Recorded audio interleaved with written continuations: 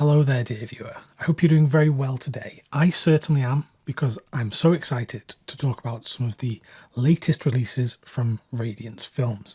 I have a big stack in front of me, in fact. These are all of the releases from October and September, and I'm finally done watching them all, and I'm just dying to talk about them. Within this stack of films, we have some box sets, which are always an event from Radiance. We have some 4K titles and the usual titles from around the world, which we have come to love. And the train never stops, because I've just seen their latest announcements, which include a whole load of great things. And there are some brand new things coming out very soon in November, which I'm extremely excited for. So, it keeps me going. This stuff is just a joy to discover and experience all of these brilliant new films to me. Anyway, let's get on to these particular films. To start things off, I want to talk about the two releases from the filmmaker Harry Kumel. We have Daughters of Darkness, this is a 4K release, and then we have Malpatui. This is just a Blu-ray, but it still looks fantastic from the 4K restoration. Firstly, let's talk about Daughters of Darkness, which is a sapphic vampire tale about this couple who end up staying at this hotel, and they meet Countess Bathory, played by the ever-amazing Delphine Seyrig, and she is such an enigmatic but wonderful character to watch on screen. It's a film that blends art house and genre, but also feels very European, and this film has a large cult following for all of those reasons, and you can see why as soon as you watch this, why this has captured so many people. The film has gorgeous visuals, and that's why the 4K disc is perfect for showing this to its full effect.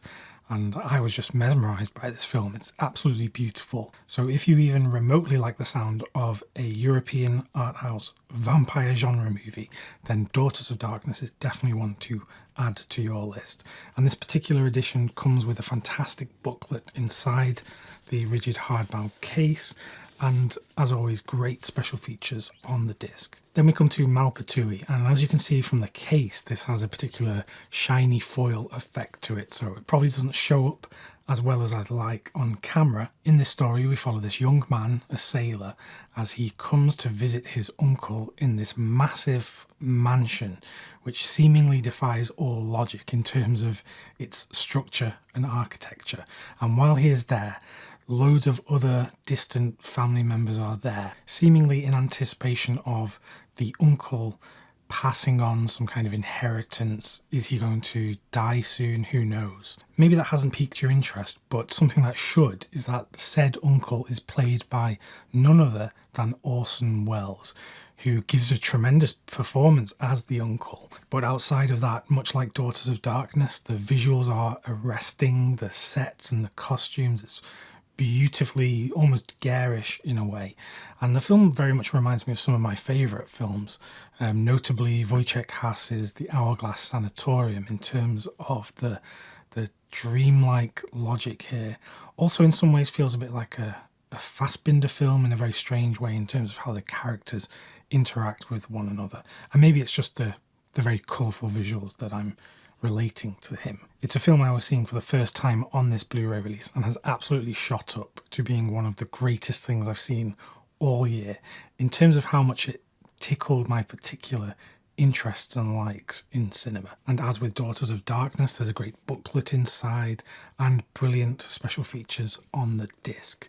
Like I mentioned, this is a Blu-ray only, but it was taken from a 4K restoration. I must say though, Malpatui, one of the best films I've watched all year in terms of how much it surprised me and became an instant favourite. Next we have a 4K Blu-ray combo release of the French film In My Skin, another film that I'd never seen before. And this is a film that in many ways shocked me to my core.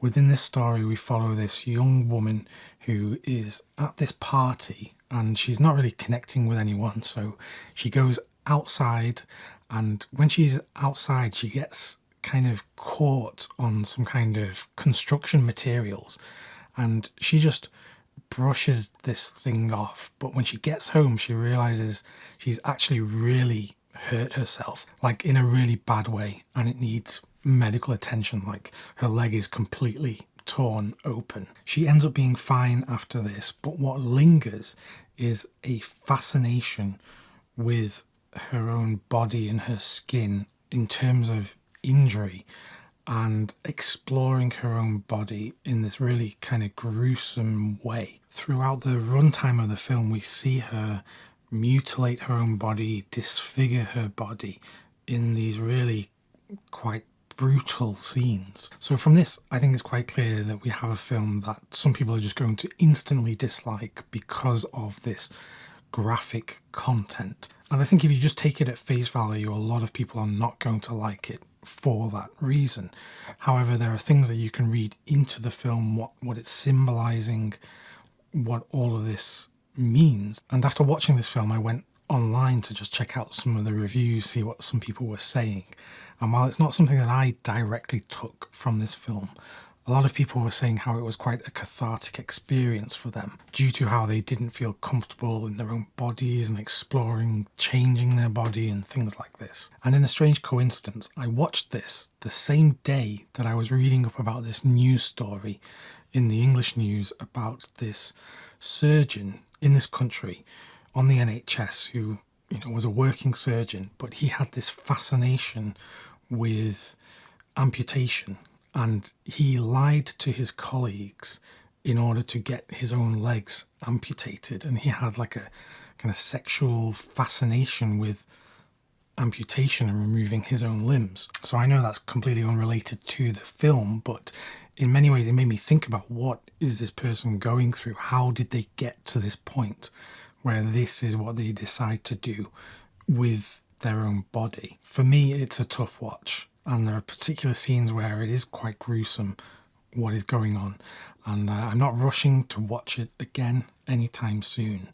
But I'm very glad I've seen it and own it, because it's a beautiful presentation of the film, by the way. And I believe they reconstructed some of the bits of this because it was originally finished in standard definition, I think, when it came out. So the fact that we're watching it on 4K is a bit of a miracle, because they had to go back and completely do a lot of the editing process, I believe. Maybe I've got some of that wrong, but I'm pretty sure a lot of hard work went into getting this film in the state that it's in now. So this is something to be celebrated, and even though it's a film that, like I said, I'm not rushing back to anytime soon, it was a real eye-opener and made me think a lot as well. As always, a great booklet in the limited edition and some fantastic special features. Next we come to the film Pocket Money. This is from French film director Francois Truffaut, one of the greatest filmmakers of all time. And Radiance have released a number of his films now, which is fantastic because these didn't previously have Blu-rays in this country. A lot of his big hits have, but some films like this one just were missing altogether. In Pocket Money, which is also known as Small Change, although I prefer this title, we follow these children who are coming to terms with various things in life. One of these boys fancies his school teacher and is just absolutely obsessed with her. We see all these different vignettes of different stories that kind of cross over in some way. There's one where a baby is at a window and you're like, is the baby going to fall out the window? And it's kind of shocking, but the film has its own sense of magic to it as well. That description of the film is probably doing it a disservice, because here we have Francois Truffaut, who made some of the greatest films ever from the perspective of a child or children, which is not an easy thing to do when you're an adult making a film from the perspective of a child, because as we grow up, we become more jaded with all of our life experience, and it's very hard for us to go back to that sense of wonder and magic and curiosity that we had as a child. But I think Truffaut expertly captures this in films like 400 Blows, but also a film like Pocket Money. With some of my friends, I have this running joke about who is better, Francois Truffaut or Jean-Luc Godard. And while it's not very serious, we often kind of get points over one another in terms of, presenting films and making a case for which one is a better filmmaker. And when it comes to films like this is just a prime bit of evidence in my quest to prove that Truffaut is better than Godard. That might annoy some of his ardent followers, but I said what I said and I stand by it. But anyway, regardless, this is a great film. Please do seek this one out. The Radiance disc has some great special features, including an interview with Truffaut and some on-set footage of him and the cast making the film. Then we come to a film which for me is a masterpiece that not enough people talk about, and I'm hoping that this fresh release from Radiance will bring it more into people's conversations. I'm talking about Los Golfos from Spanish filmmaker Carlos Saura, and he's a fantastic filmmaker. If you've never heard of Saura, he made a great film called Cría Cuervos, which was where I first heard about him. But this film is, like I said, absolutely underrated, underappreciated, and underseen. In the story, we follow this group of young men who are struggling to survive on the streets of Madrid. So they have to turn to crime in order to, keep going and get a bit of money. And they use this to kind of kickstart the career of one of them to become a bullfighter, which is obviously a very important thing in culture, particularly at that time. So this is the central drive of the film, the goal that they have. And so it's very easy to empathize with them, even though they are criminals and committing crimes. And it's a film that is beautifully shot in this neo-realist style. And in some ways the film does remind me of, for example, the film Shoe Shine from Vittorio De Sica.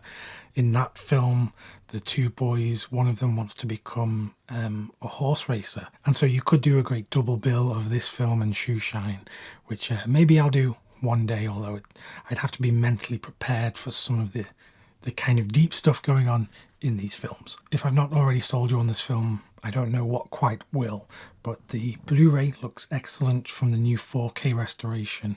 Seeing the streets of Madrid and the locations, which are all real. There aren't any sets in this film as far as I'm aware, so it is completely in that neo-realist fashion, and it looks beautiful, and it's a hard-hitting film. In terms of the special features, I really liked the addition of the short films from Saura, and there are some great other features that go into the making of this film and the legacy of Carlos Saura and Los Golfos. The good films don't stop there, because we have The Betrayal, a Japanese film from director Tokuzo Tanaka. The story focuses on a man, a samurai, who takes the blame for a lot of the wrongdoings of other people around him, and he sort of naively believes that if he does this, it's a good deed and it will all blow over after a short while. But people keep kind of taking advantage of how gullible, naive he is,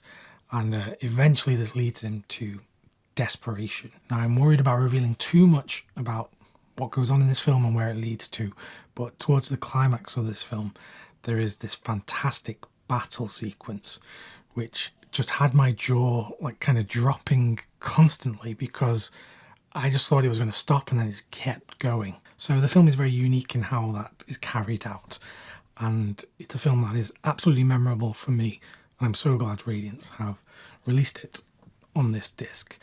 Tanaka also has some other films that you may know. He made some of the Zatoichi movies, and in fact I have some more Tanaka films coming in this video in the very next release that I'm going to talk about. So please do check this one out. It's a fantastic film if you like Japanese samurai movies. If you like Harakiri, for example, would make a good double bill with this one. Great special features, as always. That is The Betrayal. Then we come to a box set, and what a treat this one is. This is the Dai Gothic Volume 2 set. And as you would expect, Volume 2, there was a first one. Let me just show you that. This was Volume 1, which came out last year. What was it, this year? I'm losing track of time, but this was a great one. I talked about this before on the channel. I don't believe the limited set is still available from Radiance, but you can get these films on the separate releases as far as I'm aware. But going back to Volume 2, we have 3 Japanese ghost stories, which are just wonderful. I love these for the sense of the gothic, but also the fantastical. Some of these stories feature a cat that's getting vengeance on people. In another film, there's also a demon that turns into different animals and into a giant spider to get revenge as well. And what I'm noticing about a lot of these Japanese ghost stories I've been watching is that they're not just horror. These are romance as well. So when we think of gothic romance, there is very much that fusion of horror and love. And sometimes it's, a romantic love between two people. Other times it's a sense of duty and love to a family member being betrayed. So that's where the vengeance comes into it. But yes, all around fantastic stuff. I love these sets, and I'd like to believe that there's a volume 3 coming. I really hope there is, because I could just do with these coming out at regular intervals, because I've just been loving every single one of them. You'll know if this is the kind of thing for you if you've watched some of those ones from volume 1 and you like what you saw. If you haven't watched any of these, then I would recommend going and checking out those ones first. But then you could also just dip straight into volume 2, because they're not connected in any way, really. Within the box set you get the 3 films on separate discs, and there is a booklet as well, and various special features across the films, including some from some Japanese scholars who you'll see on loads of Radiance releases, like Tom Mess, for example. So you're in good hands here with Dire Gothic Volume 2, a real treat, and like I said, I really hope there is more to come. And then we come to another box set treat in the form of World Noir Volume 4. And if you've watched my Radiance videos before, you'll have heard me talk about the first 3 box sets and how much I loved each one of them. This one focuses exclusively on French films from filmmakers such as Henri Decoin, Edouard Molinaro and Marcel Bleual. And let's begin with talking about this wonderful man on the front of the box set, Monsieur Jean Gabin, one of my favourite French actors. Here he's appearing in the film Chenouf, I think that's how you say it, and he plays this high-up gangster who's very equipped, very experienced at running a big drug dealing operation. He's been in the US, but he comes back to France, and let's just say the French operations are not all up to scratch, so he takes it upon himself and is convinced to bring things back up to a good standard of crime. Let's not make that mistake. And of course, as he's doing this, he's being trailed by the police, so this is through and through a noir film. In the second film in the set, Back to the Wall, it stars the ever wonderful Jeanne Moreau, who plays the wife of a very rich man. She's having an affair with another man, so her husband decides to start taunting her by sending her secret letters believed to be from her new lover. And so in some ways this is a gaslighting kind of story and a very noirish in tone, and I absolutely fell in love with it. This is from Molinaro, who also directed another film, Witness in the City. That's the name, I think. I think that was from box 2 or box 1. I'm losing track, there's too many films, but he was in another of these World Noir sets. And in the last film, Paris Pickup, this stars Robert Hossein, who is a very well-known actor from films like Rafifi, but is also a director as well, and Radiance are just about to release another box set with his wonderful films, which I can't wait to watch. But this one, he plays a guy who's just been released from prison. He meets this very alluring woman and goes back to where she lives and finds that her husband is dead, and he can't be implicated in this because he's on parole. So things start to get out of hand from there. Much like what I said with the Dire Gothic set, you will know if this one is for you if you've enjoyed the other World Noir sets, or if you're just a fan of classic French crime cinema, and particularly if you like Jean Gabin. I mean, get this just for that one film, because I think it is incredible. You get great special features across the 3 discs and a fantastic booklet in there as well. So a beautiful set, and as always I love the appearance of a Radiance box set, because if you wanted to, they make fantastic display pieces. You could have all 4 of them next to one another, which is something I might try out in the back on one of these. So there we have it, some of the fantastic things that Radiance have been releasing as of late. And as I mentioned, it just never seems to end, which is a great thing, of course, because I very clearly adore this label. I think they're doing the best work in the industry.